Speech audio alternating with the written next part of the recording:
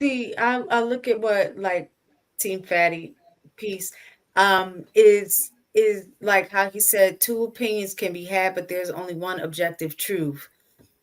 And here I am about to disagree. And the reason is because if I give you the example of the quarter, right? When you say that there's one objective truth, I think the one objective truth is when both people concede and find the median in this situation. So if I'm looking at the back side of the quarter and you're looking at the front side of the quarter and you're saying based on your perspective from what you see, you're describing the front side of the quarter, there's George Washington on it. I see an old guy with this and that. And I'm like, no, on the back, I see like, no, is a bald eagle, is an eagle with the wings spread, and it says it there. Both of us are absolutely right. That that is the objective truth. We're literally looking at the same thing. And what I'm saying is absolutely right. What he's saying is absolutely right. So, in that regard, either we agree to disagree and still be right, or it's like, you know what? I don't see your perspective. Let me see your perspective. Let me truly try to understand from your perspective. And I think that's where empathy comes in. So, putting it in a literal sense, that means I'm going to turn the quarter around and try to look at his side of it. And then when I turn the quarter around, I'm able to see what he's saying. And then now that he sees it from my perspective, he's able to see what I'm saying. And then we can have uh, come to a median where we're understanding each other's point of view. And I think a lot of times that is not what happens. We want to stand on our side of the quarter and say that we're right and our truth is objective and not really see the other person.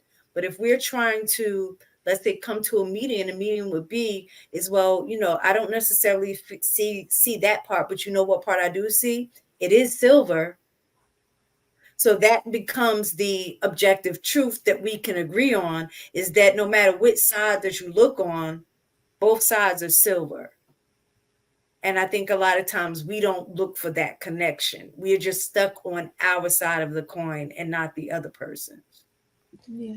I think that Hey, tends to go happen. ahead.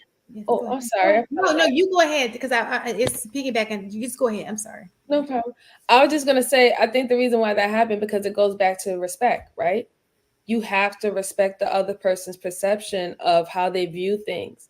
For you to say, "Hey, I disagree," to agree. We could disagree to agree. I understand where you're coming from. I understand that I might not know in full detail what you're experiencing and why you're experiencing this way, but I'm empathizing with you that you are going through that. So we never get to the point of that respect level of other people's perception or how they perceive things or how they take in information, right? We tend to believe that how we see things and whatever solution that we have is the right solution, and that's where all the respect, praise, and pat on the back, good job, supposed to go to. So then now you're undermining somebody else that you're asking to come to the table for a solution, and nobody wants to feel like they're undermined or not appreciated. Even if their logic to it is not accepted, you still don't want to feel like you're undermined because now you don't even want to deal with the solution in totality.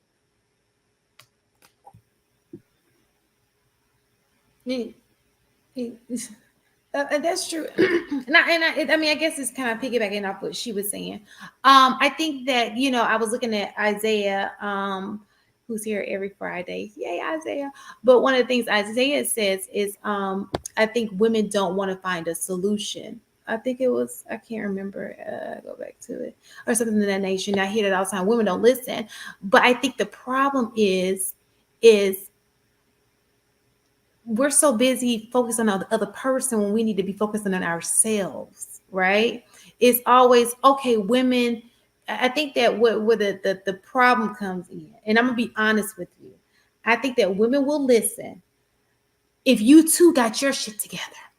Like you can't sit here and say, I want her to be the perfect woman, but then you are not perfect yourself.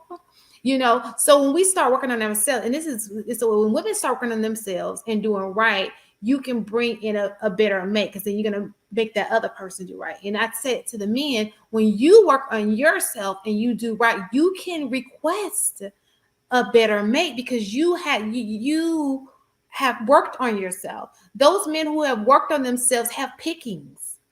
That's why they have 3, 4, 5. They trying to get poly. It's a man who has worked on himself and has got it together is not in these spaces. He is not the person who's argued about having women because he has way too many to choose from. His problem is, which one am I going to choose?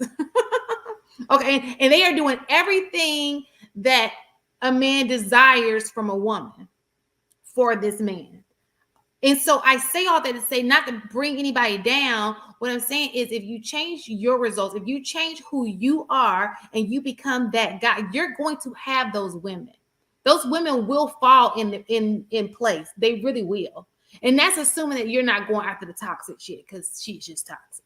If you are a solid guy doing what you're supposed to do on top of your business. I've never met a solid guy who at some point didn't have, now he may be married now, but who at some point didn't have a choice in love.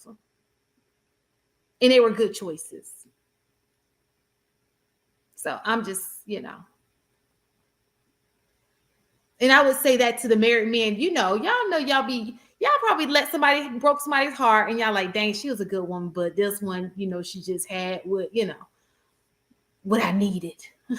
The men in this space will definitely say the same thing about the women in this space. The reason why the women are here is because they're having problems, they're having issues, and they don't have any choices. They don't have that many choices either. So it's a slicky road, but I definitely understand. I just think that on both sides, people just have to continue to do the work until you see the results that you want. Absolutely. Can I tell y'all something? I'm gonna tell y'all something. This is just between us. Nobody else is. Don't tell anybody else. There sure are a lot of married men in this space complaining about raggedy ass women, and that never made much sense to me. Why is that though? What are they explain this, HD? AP, what do you think it is? Like, So, honestly, I don't know. I really don't know. But it just occurred to me. I was thinking through. I'm listening to everybody, and I was thinking through some of the men in the space because after you made a point, Shan, when you said that all those men are not in this space, and I don't agree. But the well, when I upstanding say, dudes. so let me Hold on. clarify. Because I want to clarify. When I say they're not in this space, I'm not talking about, because we're all panelists. We're sitting here talking. We like to talk, and we like to talk about issues, no matter what the issue is, because we just like to talk, right? What I'm saying is they're not the ones who, like, there are people, when I say in this space, I mean the ones who are constantly bashing. Like, it's like it's part of their spirit. They just bash. Not the ones who just came for entertainment, like, hey, it's Friday night, I got nothing else to do. I'm talking about the one who keep the toxicity going. So it's important for me to clarify that.